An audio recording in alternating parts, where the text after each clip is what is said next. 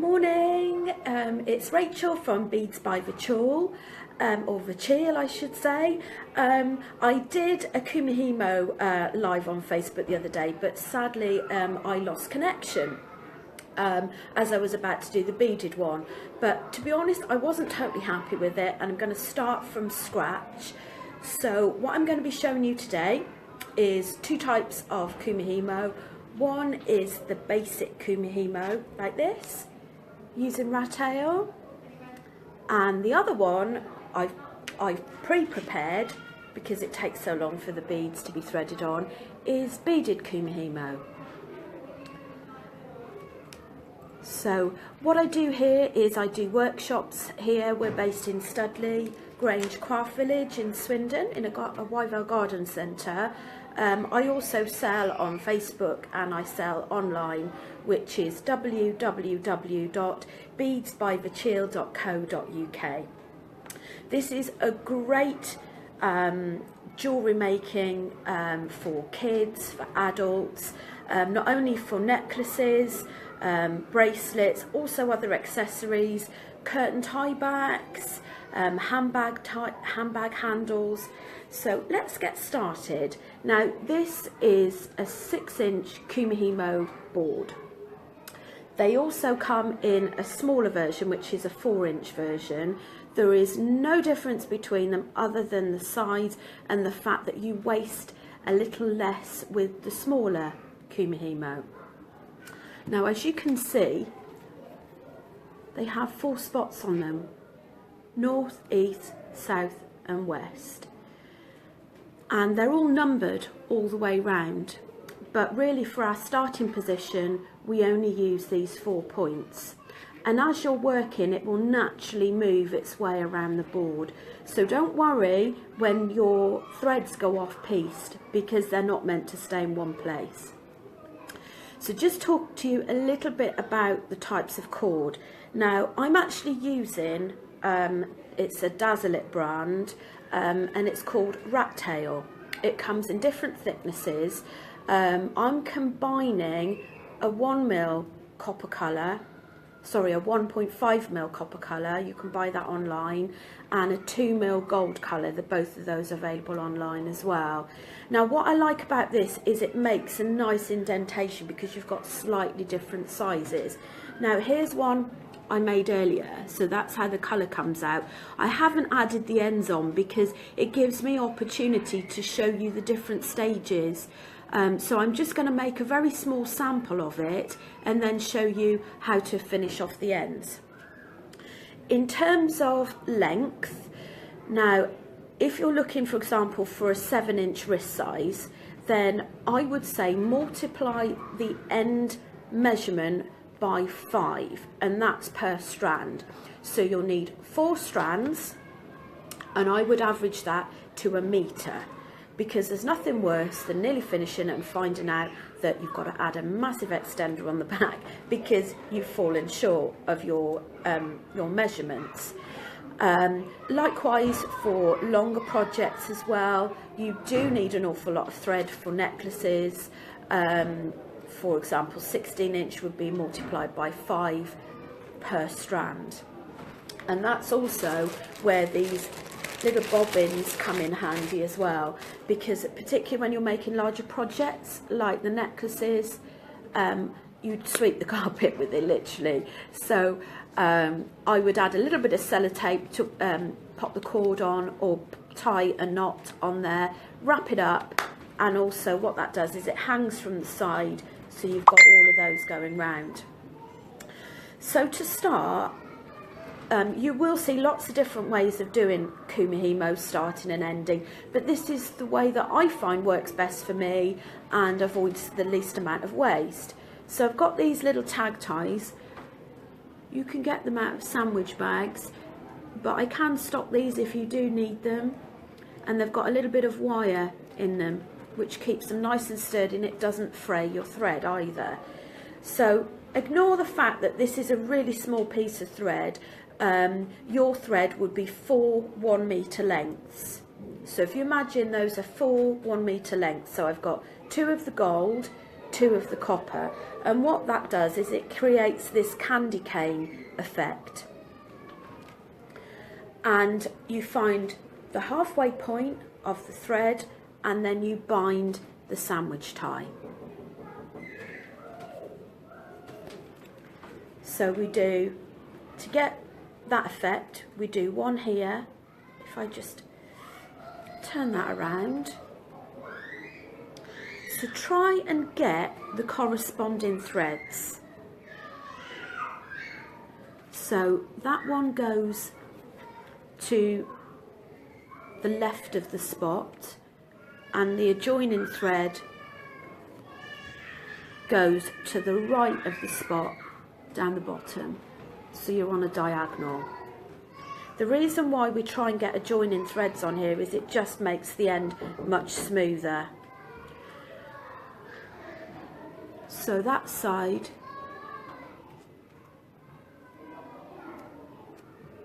okay, so that's where we're at the moment.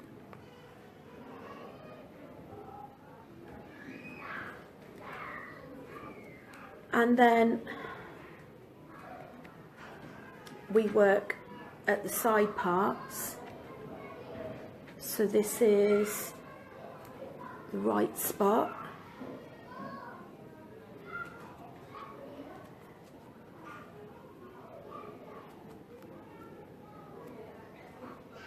Okay, so can you see, keep that in the centre. You push that down as well because you don't want to weave that in. Let's just do those again because they're slightly crossed. Okay, so we've got golds running this side. Just check that those are, that's it. Okay, so I'm going to show you the moves that carry on the same all the way throughout it. So first of all, I'm going to try my best, because when I recorded the other day I felt that really you couldn't see it very well, so I'm going to try my best to try and get this in camera shot. So we work top right down to bottom right and hook it in, bottom left to top left.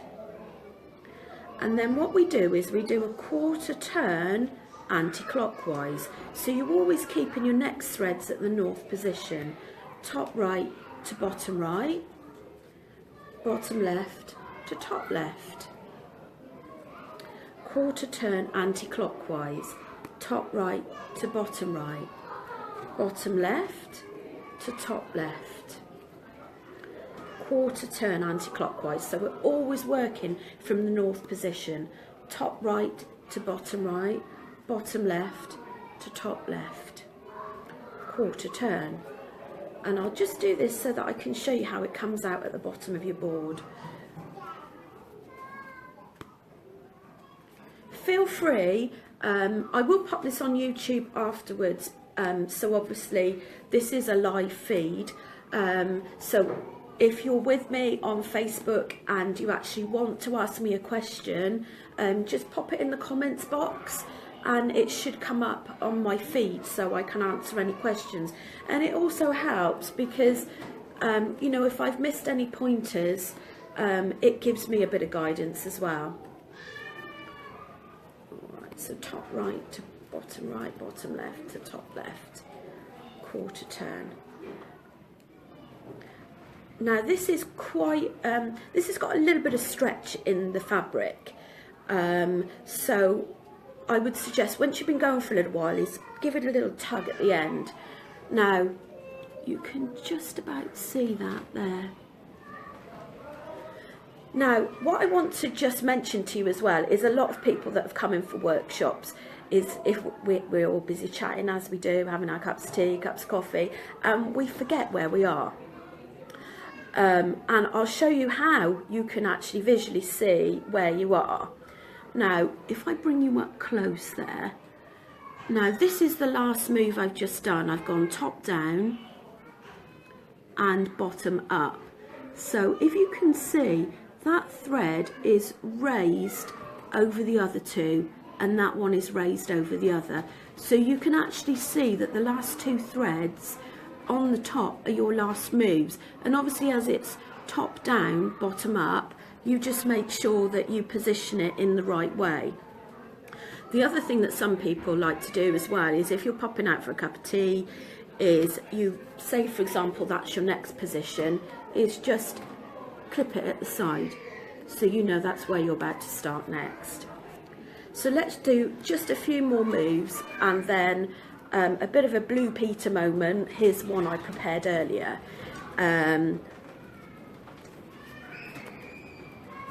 Because I think it's also really important in this process is to know how to finish it off with the ends. I have seen some videos where, you know, you've got an abundance of glue. Well, yes, you do need glue, but it's really important that you actually bind it as well, so that it glides easier into the ends. Right, so that's where we're coming from. If there is anybody online at the moment, if you could give me a thumbs up, that'd be great, just so that I know I'm live. Okay, so if you can imagine, we've worked the Kumihimo. Now, you'd be amazed at how quickly this all comes together once you've, you know, done it for a little while. You could probably do one in about half an hour. So what I've done is I've taken the tag tie, just unravelled it and taken that out of the bottom. And what I would do is I'd take all of these threads off and pinch it at the bottom to bind it. Ordinary cotton is absolutely fine for binding. So what you would do is pinch that. If I can just grab, what I'll do is I'll use a bit of black thread, because at least you can actually see me working on that. Right, so just get it underneath where the threads finish. So what I've done is I've wrapped that round a few times, and then I'm going to tie a knot and repeat that until it's nice and neat, and then cut it. I could probably cut that down a little bit, because what you want to avoid is too much bulk going in your ends. Okay, there we go, you see that? Right, so there's lots of different types of ends. You've got some ends that have got the attachments already built in, or the attachments like this. This is a 6 to 7 millimeter diameter, which is ideal for this type of thread. So what we would do is pop. Now, I'm not going to do it because I have my hair down today, and those of you that know me know I'm incredibly accident prone, and it's very likely that I will end up gluing my hair, as I have done previously. So if you can just imagine that I have the glue, and what we would do is there we go. So this is the glue I use. It's quite quick, but it sticks your hair very well. I don't recommend it though. Please don't do that. Non-drip gel, it sets very quickly. So what you would do is pop some of it onto a nail stick or a cocktail stick and line the inside with a good dab of glue, but not too much, because you don't want it coming out on your findings. And then you would pop that in the end like so. And if you want a decorative hanger like this, you can also pop that on before you glue in the end. But what that's nice for is you can actually add a little bead on there.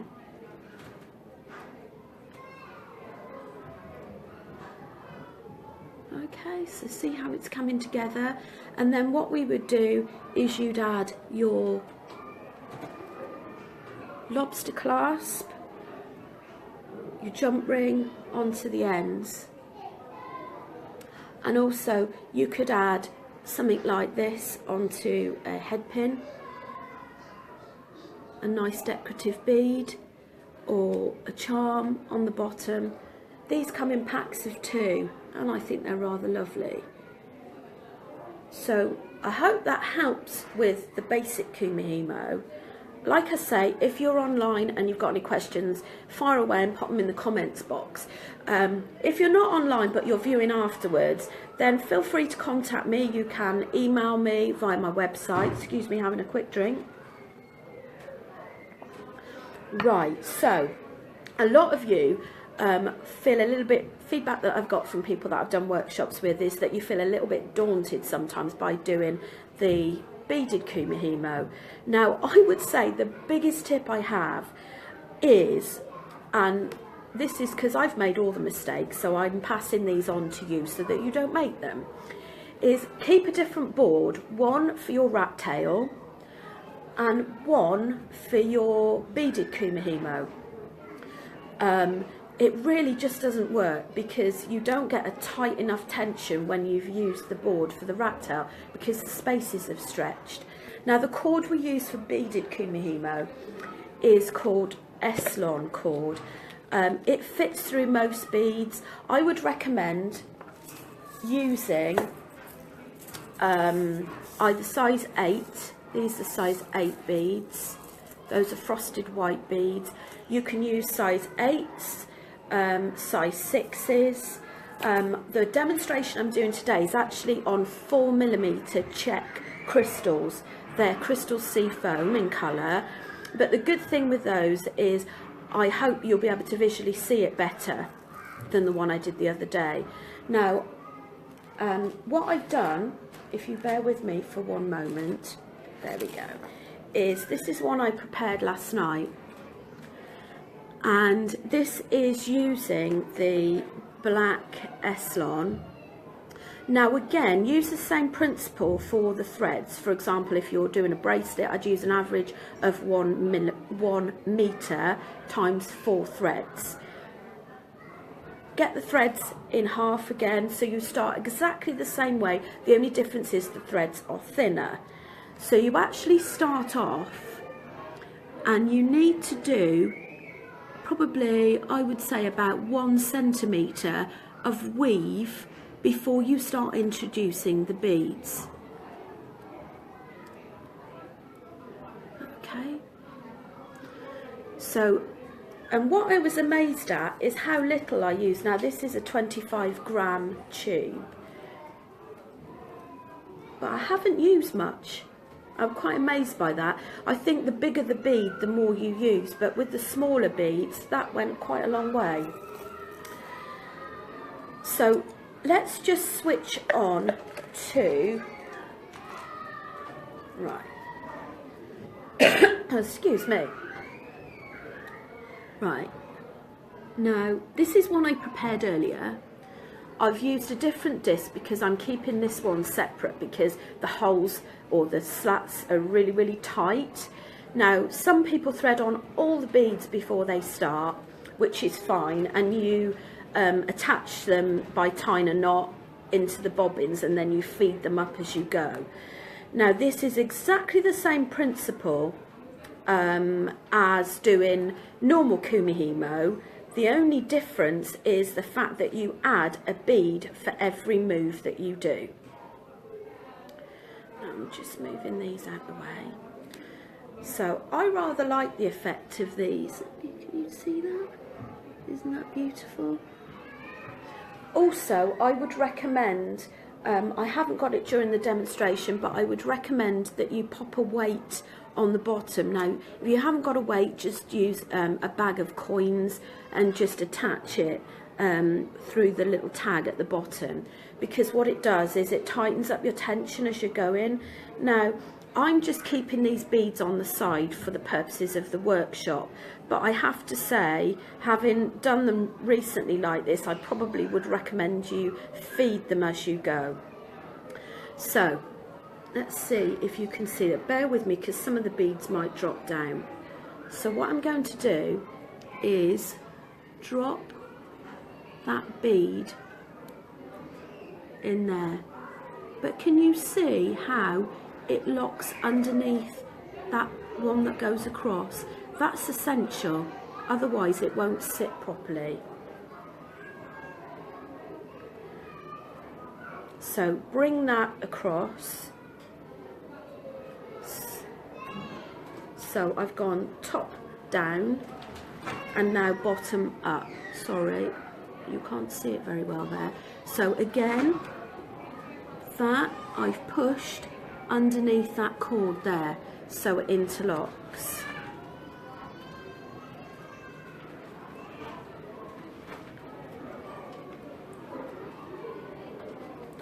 So top down, bottom up, and it really does make a difference not having that weight. So then we do a quarter turn. Hello again, I'm sorry we lost connection, but hopefully we can finish it off this time. So I'm going to do a close-up for you. Right, so there are the 4mm beads, and they just interlock beautifully. Now I'm going to just show you, let's move all of these out of the way. Now this is how it looks.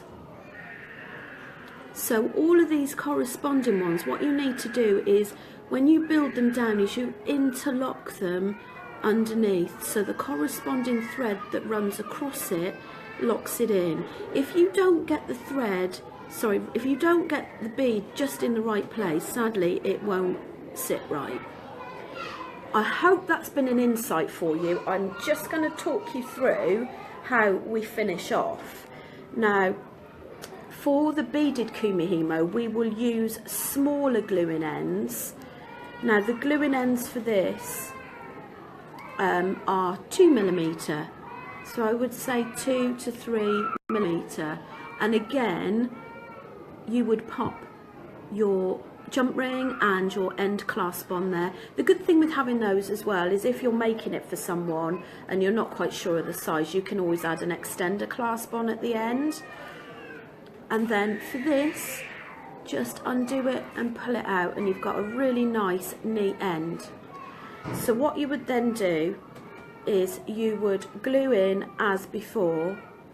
So you would line the inside of this with glue, pop those in there. It's sometimes easier to actually pop your findings on there beforehand, because then you're not messing around with it, or you avoid the temptation after perhaps it's not set. These are other ends that you can use as well. So just to recap, you can use ends that have got the rings on the end so that you can attach the jump rings.